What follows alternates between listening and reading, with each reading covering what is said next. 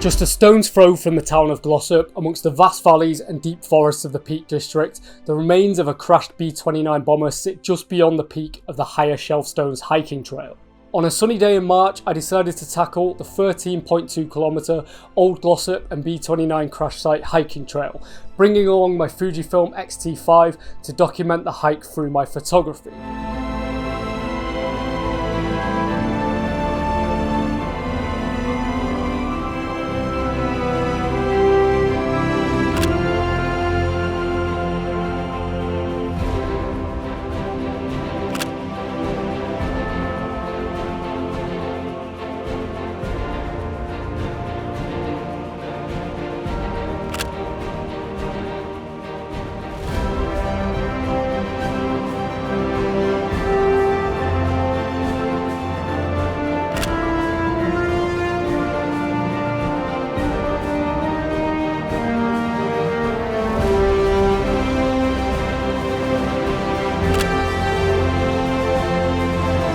After a fairly flat start to the trail, the hike soon became very steep, with a total elevation of 537 metres.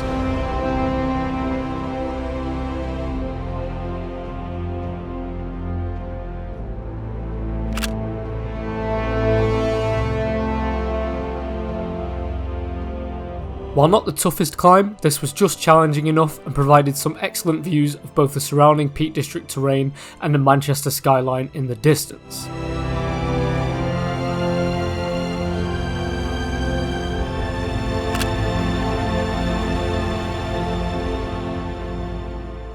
So you may have noticed that some of the shots from this hike have a more pastel film-like look to them, and that's because this was my first time out with the Fuji X-T5 since purchasing it, so I was experimenting quite a bit with built-in film simulations.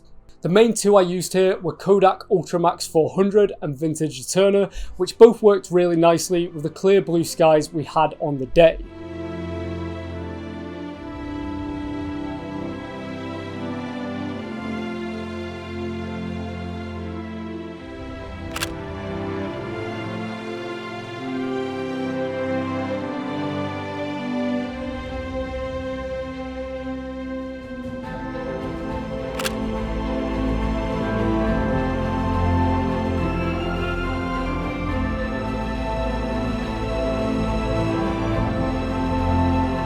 After about an hour and a half of walking, we reached the peak of Higher Shelfstones and took a short rest to take in our surroundings and get a couple of shots of the summit marker before pressing on to the B29 crash site, which was a very short distance from the peak.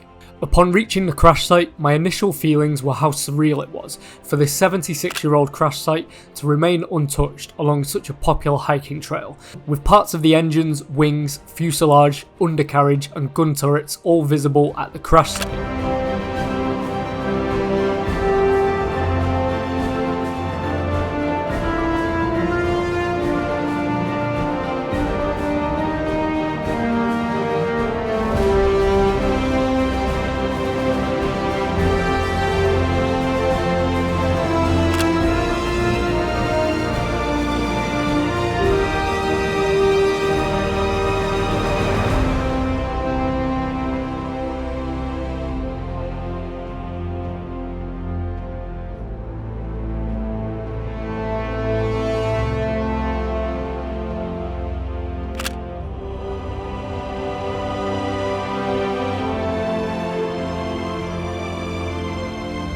The B29 bomber, named Overexposed, which had been modified for reconnaissance rather than being used as a bomber, crashed here on the 3rd of November 1948, after descending too early in low cloud.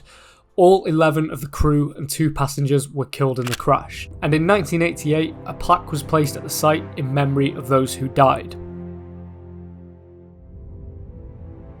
The descent from the peak was quite treacherous, with a lot of deep mud and steep steps on the way down. In total, the hike took 3 hours and 24 minutes, and this is one of the more enjoyable hikes I've done, with the historic crash site and the incredible view surrounding it providing some excellent opportunities for photography. I'd highly recommend this hike, and it's definitely one I'll be doing again in the future. Thank you so much for watching, and I'll see you in the next one.